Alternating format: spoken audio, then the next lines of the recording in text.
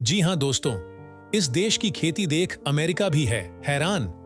जो सोचा नहीं था वह इस देश ने कर दिखाया। आप भी जब इस देश के खेती करने के तरीके को देखोगे तो बिल्कुल दंग रह जाओगे।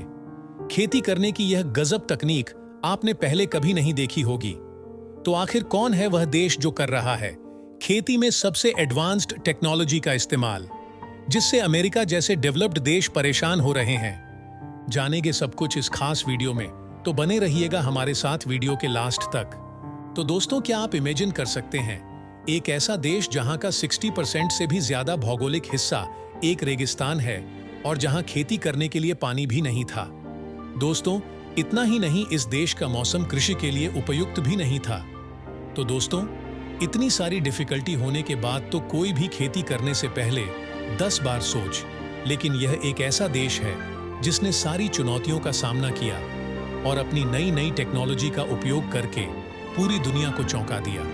और आज ये देश कृषि टेक्नोलॉजी में अग्रणी अमेरिका, जापान, चीन, जर्मनी और नेदरलैंड्स जैसे विकसित देश के साथ कदम से कदम मिलाकर चलता है। तो आखिर इस देश ने ऐसा कारनामा कैसे कर दिखाया जिसे देखकर अमेरिका भी बिल्कुल परेशान हो उठा है? तो चलिए वीडियो में आगे बढ़ते हैं और इस प्रश्न के उत्तर को समझने की कोशिश करते हैं। तो दोस्तों, यहाँ पर हम बात कर रहे हैं इजराइल की। जी हाँ दोस्तों, इजराइल एक ऐसा देश है जिसने कृषि की बड़ी बड़ी चुनौतियों को अपनी टेक्नोलॉजी से मात दी है।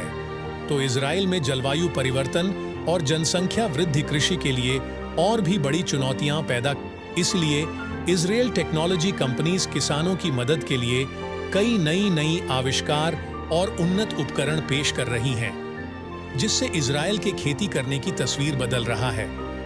तो दोस्तों, इजराइल की खेती करने के तरीकों को जानने से पहले हम इजराइल देश के बारे में कुछ बातें जान लेते हैं। बता दें कि इजराइल को आर्थिक और औद्योगिक विकास में दक्षिण पश्चिम एशिया और मध्य पूर्व में सबसे उन्नत देश माना जाता है।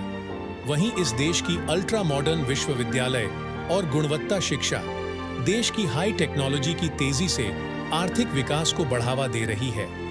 वहीं अगर बात करें इस देश के सेना की, तो इजराइल अपने सैनिकों की ट्रेनिंग और उनके हथियारों को अपग्रेड करने पर भी काफी मोटी रकम खर्च करता है। और यही कारण है कि इजराइल को मध्य पूर्व में सबसे मजबूत देश भी माना जाता है। इजराइल के पास सबसे एडवांस हथियार है और साथ ही यहाँ की सबसे famous missile protection system missile हमलों को रोकने के लिए तो बहुत ही इफेक्टिव है। तो चलिए, ये तो हो गया इजराइल का इंट्रोडक्शन। अब जानते हैं कि इजराइल में खेती किस तरीके से होती है, जिसे देखकर अमेरिका के पसीने छूट रहे हैं। वीडियो को लास्ट तक जरूर देखिएगा, क्योंकि लास्ट नंबर का इजराइल का खेती करने का तरीका है बिल्कुल ही अलग। तो दोस्तों, इजराइल के ग्रीन हाउस काफी एडवांस और हाईटेक है। वहीं इनके पास फसल की मॉनिटरिंग के लिए काफी स्मार्ट टेक्नोलॉजी है। इनकी खेती करने के सिस्टम को जानने के लिए पहले हमें इनकी वाटर रिसाइकलिंग की प्रक्रिया को जानना होगा। तो आपको जानकर हैरानी होगी कि इजराइल 85% वेस्ट वाटर को रिसाइकल कर लेता है और इसके लिए देश में बड़े बड़े रिसाइकलिंग प्लांट भी लगाए गए हैं, जिसमें एडवांस टेक्नोलॉजी का यूज पानी को रिसाइकल करने में किया जाता है और इसे पीने योग्य बना दिया जाता है, जो कि वाकई में बहुत ही कमाल की बात है।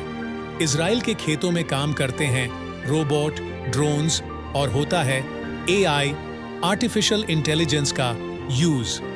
एडवांस्ड टेक्नोलॉजी के सहारे फार्मर्स सैटेलाइट इमेज की मदद से अपनी की गई खेती की एकदम सटीक फोटो ले सकते हैं। तो फोटो लेने के बाद उन्हें अपनी फसलों के बारे में बहुत सारी जानकारी मिल जाती है, यानी कि यूं कहे कि इससे सही डाटा कलेक्ट किया जा सकता है। वहीं अगर डेटा सटीक होगा तो पौधों के लिए लिया गया डिसीजन भी एकदम सटीक ही होगा। साधारण तौर पर हम यह कह सकते हैं कि एक्सप्लोर करने के बाद फार्मर्स ये पता लगा सकते हैं कि सभी पौधों की कंडीशन कैसी है, जैसे कि पौधों में कोई बीमारी तो नहीं लग गई है और यहाँ तक कि फल पक गया है या नहीं, और उसमें कितना शुगर कंटेंट है, और पौधों को पानी तो नहीं चाहिए, और अगर चाहिए तो कहाँ ज्यादा चाहिए और कहाँ कम चाहिए। ये ड्रोन्स सारी डिटेल्स को इंडिकेट कर देते हैं। तो दोस्तों, इन छोटी छोटी बातों का ध्यान रखने के बाद ही इजराइल इतनी अच्छी खेती इतने कम समय में कर पाता है। ये ड्रोन और सेंसर का कॉम्बिनेशन बिल्कुल कमाल है। तो इस एडवांस टेक्नोलॉजी के माध्यम से फसल की गुणवत्ता तो बढ़ती ही है और साथ ही साथ किसानों का काफी समय भी बच जाता है, जिसका उपयोग वह किसी और कृषि कार्य में लगा सकते हैं। बता दें कि इसके अलावा इन मशीनों का इस्तेमाल पेड़ों से फल तोड़ने और बीज बोने के लिए किया जाता है। वहीं इसके साथ ही पौधों को किस समय कौन से न्यूट्रिएंट की जरूरत है, यह पता लगाने के लिए यहाँ एडवांस सेंसर भी लगे हुए हैं। क्यों है ना?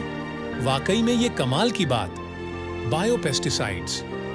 इजराइल के खेतों में कीड़े हटाने के लिए केमिकल पेस्टिसाइड का इस्तेमाल ना के बराबर होता है।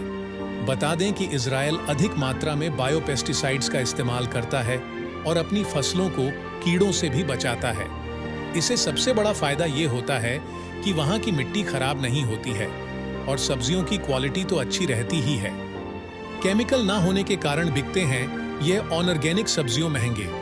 जी हाँ दोस्तों, जैसा कि हमने आपके ऊपर बताया कि यहाँ खेती करने के दौरान केमिकल का इस्तेमाल ना के बराबर ही किया जाता है, इसलिए इस उगाई गई सब्जियों को ऑर्गेनिक बोलकर महंगे दामों में बेचा जाता है।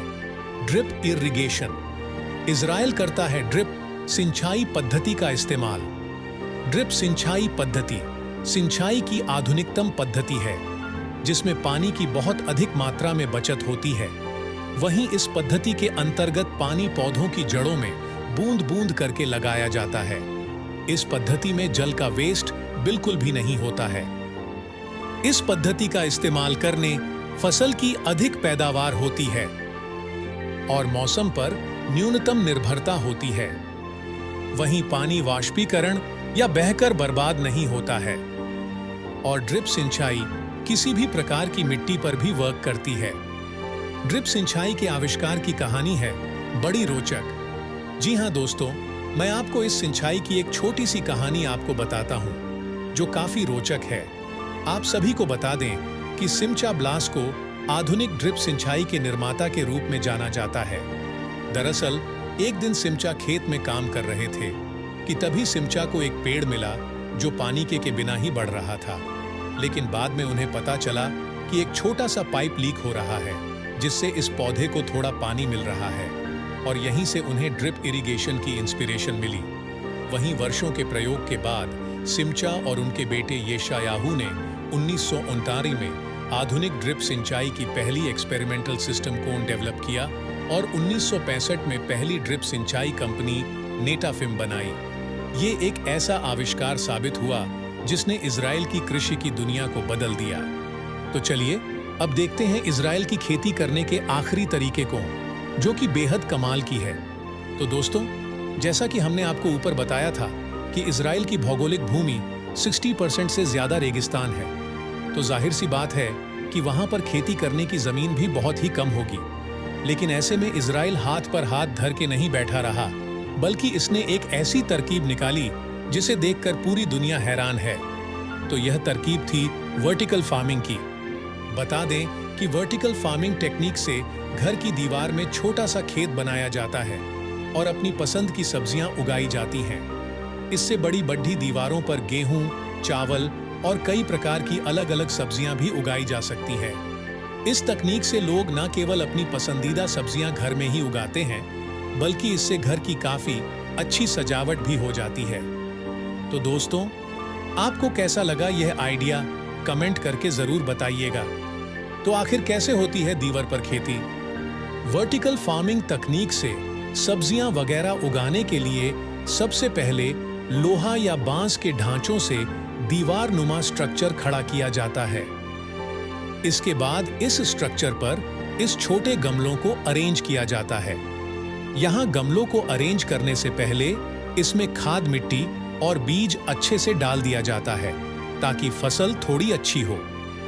वहीं बता दें कि कई किसान नर्सरी बनाकर पौधों की रोपाई इन गमलों में कर देते हैं। वहीं पौधों की सिंचाई के लिए कंप्यूटर के जरिए ड्रिप इरिगेशन सिस्टम को यूज किया जाता है, जिससे से पानी न ज्यादा कम हो और न ज्यादा हो। इस वर्टिकल फार्मिंग तकनीक से गेहूं, धान, मसाले और औषधीय फसलों की भी खेती की जा रही है। जहां यह तकनीक देखने में काफी कमाल का लगता है, वहीं इस तकनीक से खेती करने पर कीड़े और बीमारियों का खतरा भी कम होता है। इसके अलावा वर्टिकल फार्मिंग का सबसे अच्छा फायदा यह होता है कि इसका इस्तेमाल शहरी इलाकों पर ज्यादा मात्रा में किया जाता है, क्योंकि शहर में खेती के लिए जगह कम होती है। वर्टिकल फार्मिंग भारत में भी हो रहा है प्रचलित। जी हाँ दोस्तों, अगर कोई देश नई तकनीक का इस्तेमाल करता है तो जाहिर सी बात है कि दूसरा देश भी नई तकनीक से जरूर प्रभावित होता है। बता दें कि भारत में भी वर्टिकल फार्मिंग का इस्तेमाल तेजी से बढ़ रहा है। मुंबई, पुणे, बेंगलोर, चेन्नई, गुरुग्राम में कुछ लोग नौकरियां छोड़कर वर्टिकल फार्मिंग कर रहे हैं और अच्छा पैसा भी कमा रहे हैं। वहीं इजराइल में लोग रेगिस्तान में ही मछली पालन करते हैं। इसके लिए इजराइल ग्रो फिश एनीवेयर की एडवांस तकनीक का इस्तेमाल कर रहा है। इस तकनीक से मछली पालन के लिए लाइट और मौसम की प्रॉब्लम अब इजराइल में नहीं रह गई है।